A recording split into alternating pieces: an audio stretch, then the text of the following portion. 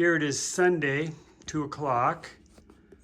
I've been on the radiator since maybe 8:30.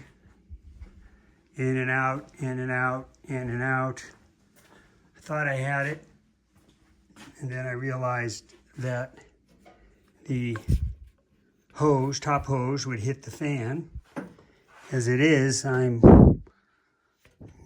quarter inch away. Let's have a look at it from a different angle here.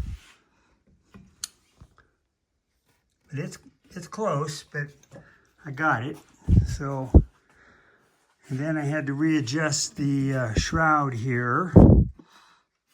I mean, something I could do someday would be to add some width to this.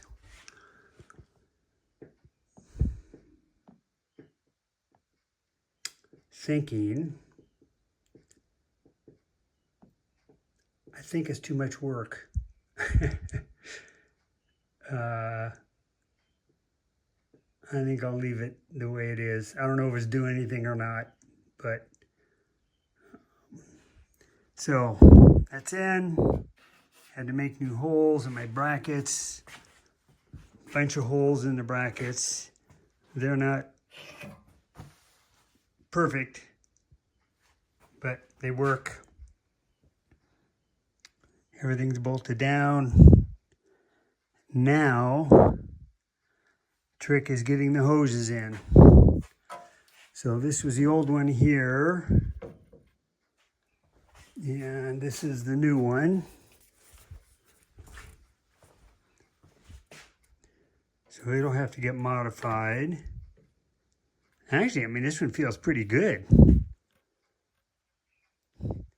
7541 Napa. There's really nothing wrong with this hose. It's not new and shiny, but it fits. Soft and malleable.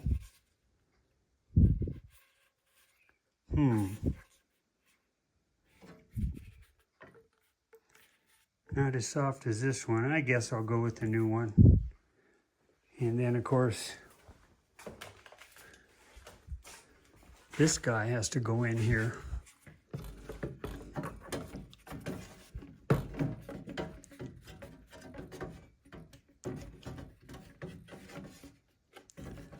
That's going to be fun.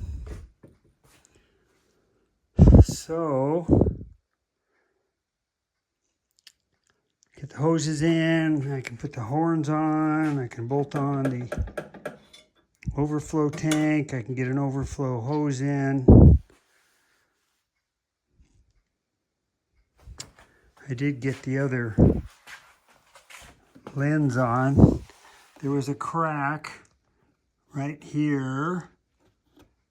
You know, if water gets in there, there's a little hole there, so the water would drain out. Okay. I did super glue on the inside. I think he's fine for now.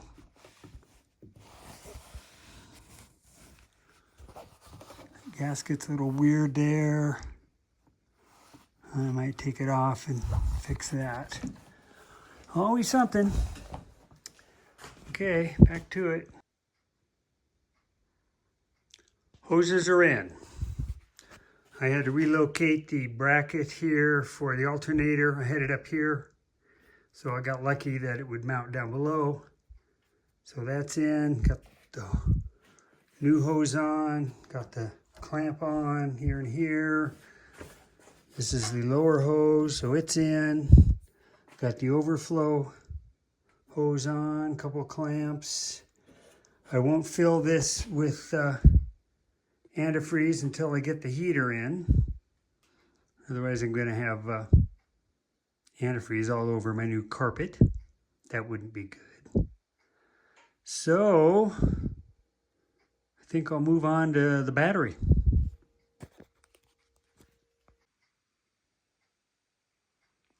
Let's take a look at what else I have done. So got the battery in. I wasn't impressed with the hold down. I I left the handle on, which actually was good because the too wide hold down, I guess it holds right here and here, so that's okay. The width was just tight, but I got it, okay. This is the remote control battery disconnect switch, and so that has a key fob here. So got that sort of sitting there. Still have to put the cover on. I did get the two reds attached to the fuse block. So that's in. And I did machine my other bracket for the front fender. So they're just sitting there for now. And here I started working on the headlight. I got the one connector in here. I got the other grommet in. This goes to the side light. I assume it's these. On the other one, someone replaced the connector with a spade connector. So I'll be replacing that.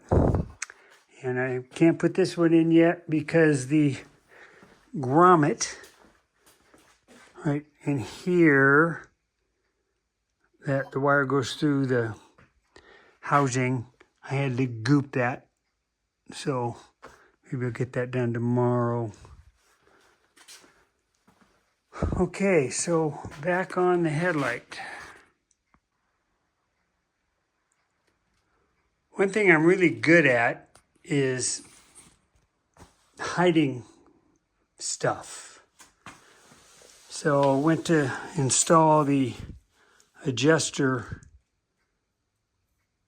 I don't know what you call this, dish, and the little insert just came apart right here. This one worked fine. This one popped out.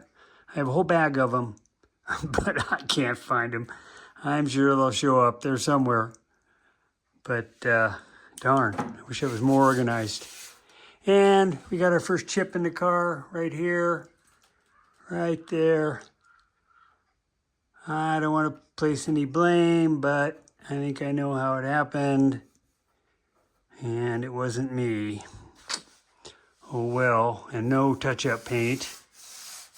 I mean, I used all my paint, so to live with that. Maybe I can get some model paint or something to touch that up. So at 6 o'clock, I think I'm going to quit. Again, headlights is kind of what I'm working on. And then I realized that on these teardrops, I need flathead screws instead of these button heads. The plastic cover hits right on the edge here, right on the edge there. So those can't get finished. What else? Well, you know, pretty darn close in the engine bay. I did get my new throttle cable, but it's weird in here. See if I can get a better view of that.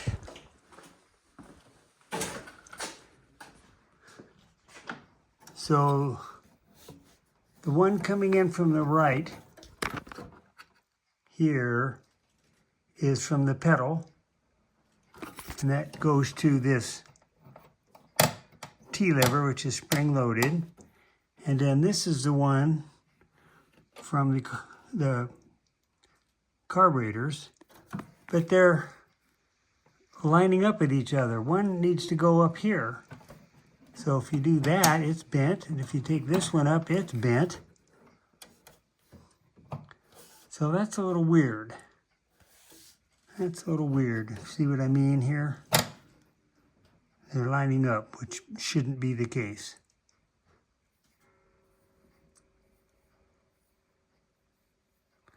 I mean, maybe it can go above it a little bit. Maybe something like that. Something like that. But then the clip doesn't fit over it. So there's that.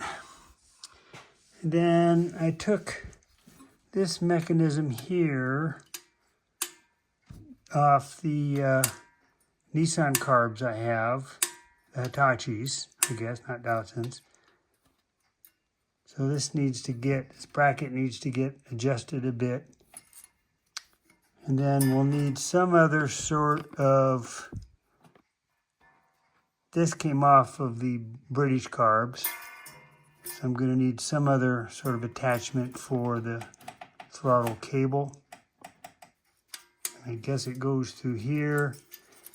So the way that Hitachi is, the cable goes to here. Then this part here would connect to that round knob, and then this connects to, I guess, some other linkage. So I don't have that on this carb. And things just keep pointing to me rebuilding those Hitachi carbs. I think they're Hitachi. So we'll see. Come up with something. Just so I can get the car running.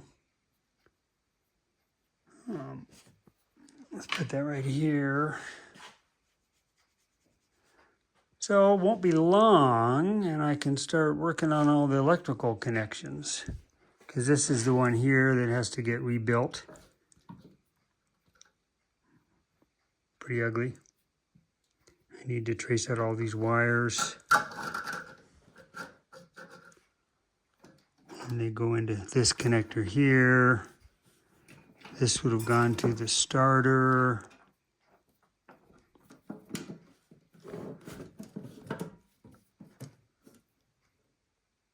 This would have gone to the alternator.